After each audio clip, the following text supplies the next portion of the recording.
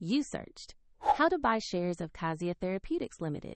Kazia Therapeutics is a clinical stage biopharmaceutical company listed on NASDAQ under the ticker KZIA, and this video is educational, not financial advice.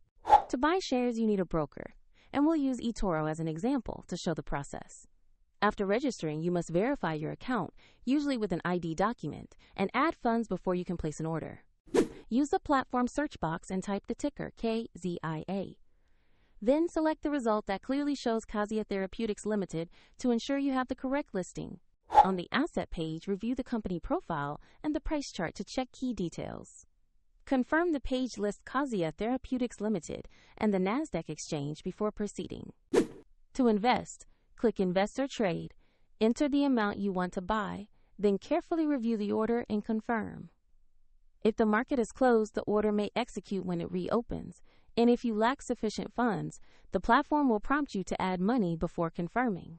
Your new position will appear in your portfolio overview once the order is executed. For convenience, the eToro link is in the video description if you want to follow the same steps.